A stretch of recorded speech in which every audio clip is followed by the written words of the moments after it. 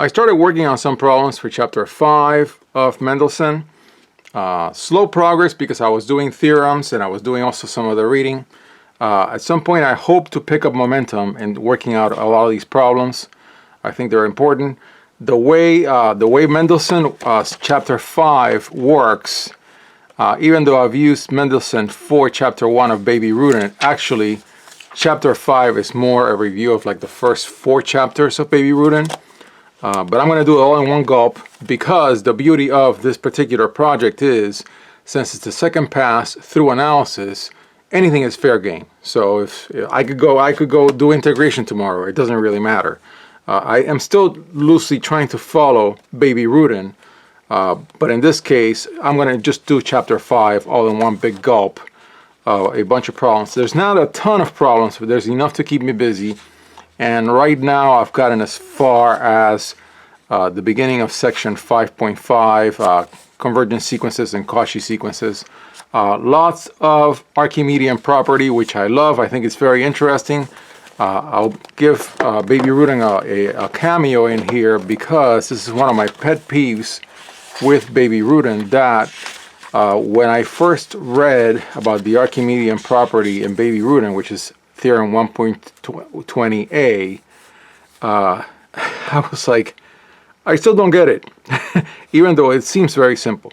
By now I do, because I've read it elsewhere and then come back and read it here, which is unfortunately something that does happen a lot to me with Rudin. Maybe I'm not as smart as other people. In the case of this book, Counter Examples in Analysis, I'm beginning to use it. I think it is a very fine book, and so in this case, I did get to use it for a non-Archimedean ordered field, which does get mentioned in Mendelson. Let me see if I can find it. Maybe that's why I put that marker there, maybe not. And I'm not going to page too much. Oh, there it is. There it is. So this quotient of polynomials is not Archimedean. Because there's a way for you to set it up with 1 in the bottom and x in the top, for example, and you're not doing that. You're not doing what you do in Archimedean, where y is greater than x, but then if you multiply x enough by a natural number, it'll jump over and be nx is greater than y, and then y. This does not happen for this particular example.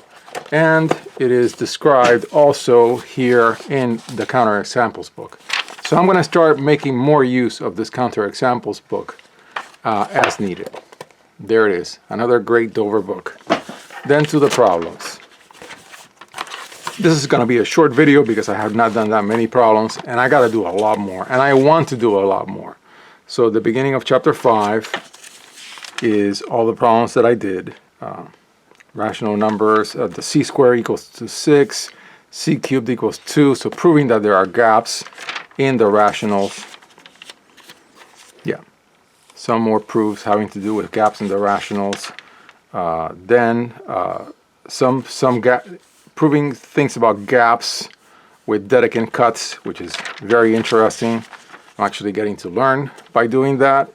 And of course, this is the beauty of doing problems, and it's true. And Conway says it in his introduction, in his point set topology book, and you'll find this everywhere. And the way Conway puts it is, mathematics is not a spectator sport. So I've done a lot of reading in this particular project for Baby Rudin, but now I think I really want to just do more problems. And here are some of them. So that's up to where I am in problems for chapter 5, some Archimedean problems, very interesting stuff.